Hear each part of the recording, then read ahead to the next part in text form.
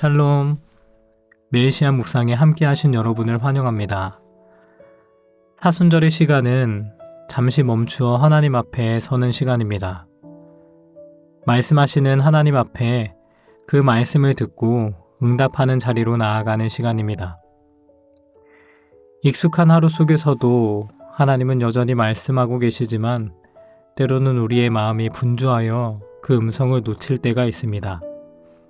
오늘 이 시간이 우리의 마음을 열어 하나님의 말씀을 듣고 그 말씀에 응답하는 은혜의 시작이 되기를 바랍니다.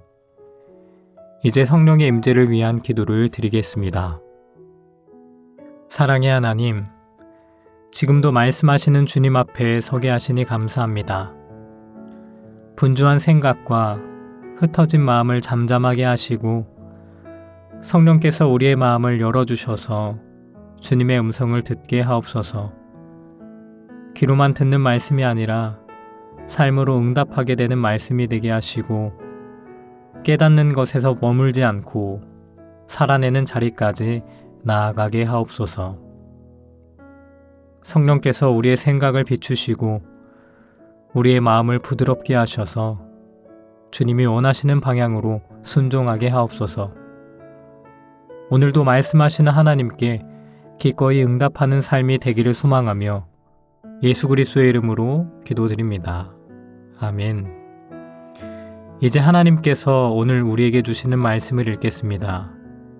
먼저 구약 성경 시편 25편 18절입니다. 내 괴로움과 비참함을 돌아보시고 내 모든 죄들을 용서하소서. 신약성경 로마서 7장 24절에서 25절까지의 말씀입니다. 나는 비참한 사람이로구나. 누가 나를 이 죽음의 몸에서 구해줄까? 하나님 감사합니다. 우리 주 예수 그리스도를 통해서입니다.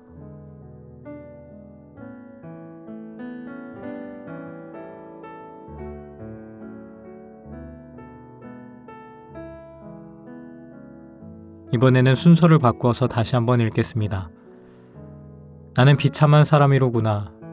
누가 나를 이 죽음의 몸에서 구해줄까? 하나님 감사합니다. 우리 주 예수 그리스도를 통해서입니다.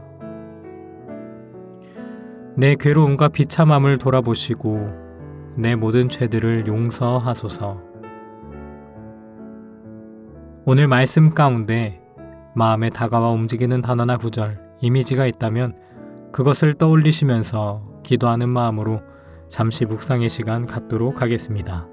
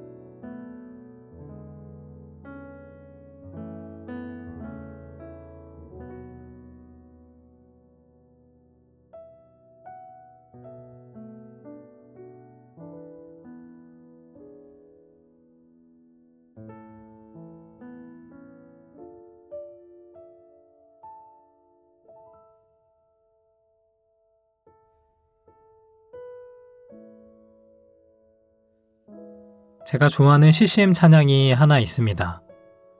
나 무엇과도 주님을 이라는 찬양입니다. 아름다운 운율과 가사로 많은 그리스도인들이 사랑하는 찬양입니다. 이 찬양을 부르면 마음이 뜨거워집니다. 그런데 어떤 때는 은혜와 함께 부끄러운 마음도 동시에 듭니다. 나 무엇과도 주님을 바꾸지 않으리, 다른 어떤 은혜 구하지 않으리, 오직 주님만이 내 삶의 도움이시니 얼마나 아름다운 고백인지 모르겠습니다. 그런데 이 찬양을 부르다 보면 문득 이렇게 자문하게 됩니다. 나는 정말 그렇게 살고 있는가? 우리는 무엇이 선한지 알고 있습니다. 하나님을 사랑한다고 말합니다. 그러나 실제 삶에서는 자주 넘어지고 마음은 여러 갈래로 흔들립니다. 그래서 찬양을 부르며 은혜를 느끼면서도 한편으로는 마음이 숙여지기도 합니다. 오늘 말씀 시편 25편에서 다윗도 비슷한 마음으로 하나님께 기도합니다. 내 괴로움과 비참함을 돌아보시고 내 모든 죄를 용서해 주십시오. 이 시편을 읽어보면 다윗은 고통만 이야기하지 않습니다. 자신을 힘들게 하는 상황을 말하면서 동시에 자신의 죄를 고백합니다. 고난 속에서 하나님을 바라보다 보니 외부의 문제만 보이던 눈이 어느 순간 자기 안을 향하게 됩니다. 그래서 그는 이렇게 기도합니다. 내 형편도 보시고 내 죄도 용서해 주십시오. 로마서 7장에서 바울도 비슷한 자리에서 말을 합니다. 바울은 하나님의 뜻을 몰라서 괴로워한 사람이 아닙니다. 무엇이 선한지 알고 있었고 하나님을 향한 마음도 알고 있었습니다. 그런데 그는 이렇게 고백합니다. 내가 원하는 선은 행하지 않고 내가 원하지 않는 악을 행하고 있다. 마음은 하나님을 향해 있는데 삶은 그 마음을 따라가지 못하는 순간들을 경험한다는 것입니다. 그래서 바울은 절규하듯 나는 비참한 사람이로구나. 누가 나를 이 죽음의 몸에서 건져줄까? 이 말 속에는 한 영혼의 깊은 갈등이 담겨 있습니다. 이성으로도 의지로도 통제할 수 없는 삶의 습기, 죄의 힘에 끌려가는 인간의 모순을 바라보며 터져나온 탄식입니다. 그런데 바울은 바로 이어서 그 어조가 달라집니다. 우리 주 예수 그리스도를 통해 하나님께 감사합니다. 절규가 감사로 바뀌는 순간입니다. 유진 피터슨 목사님은 이 대목을 메시지 성경에서 이렇게 풀어서 번역했습니다. 마음과 생각으로는 하나님을 섬기고 싶어 하지만 죄의 세력에 끌려 전혀 엉뚱한 일을 행하는 우리의 모순 가득한 삶 속에 들어오셔서 그분은 모든 것을 바로 세우는 일을 행하셨습니다. 중요한 것은 우리가 얼마나 선한 사람이냐가 아닙니다. 우리 의지가 얼마나 강하냐도 아닙니다. 우리의 인식이 얼마나 정확하냐도 아닙니다. 중요한 것은 그리스도를 신뢰하느냐입니다. 우리 삶의 주도권을 주님께 맡길 때 주님은 우리 안에서 새로운 일을 시작하십니다. 영성과 헬리나오에는 예수의 길에서 이렇게 말합니다. 나를 따르라는 말씀은 두려움을 내려놓으라는 뜻이다. 먼저 하나님 나라를 생각하라. 그러면 너희가 그렇게 염려하는 것들이 제자리를 찾을 것이다. 우리가 움켜쥐고 있는 것의 많은 부분은 사실 두려움에서 시작됩니다. 놓치면 어떻게 될까? 부족하면 어떻게 될까 하는 마음입니다. 그래서 붙잡고 쌓아두고 지키려 합니다. 그러다 보면 마음에는 벽이 생기고 그 벽은 어느 순간 사람 사이의 거리와 긴장으로 이어집니다. 그런데 예수님은 다른 길을 보여주셨습니다.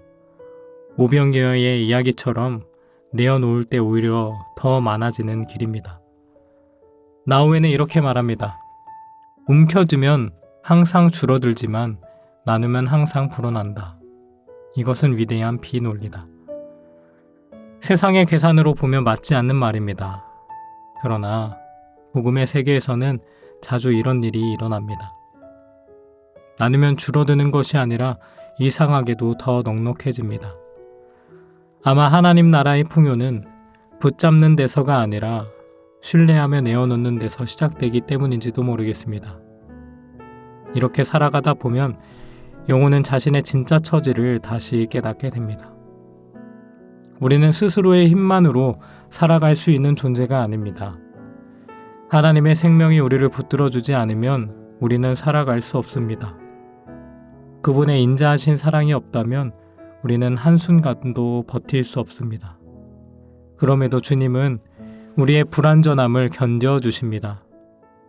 반복해서 넘어지는 삶 속에서도 오류를 바로잡아 주시고 다시 일어설 기회를 주십니다.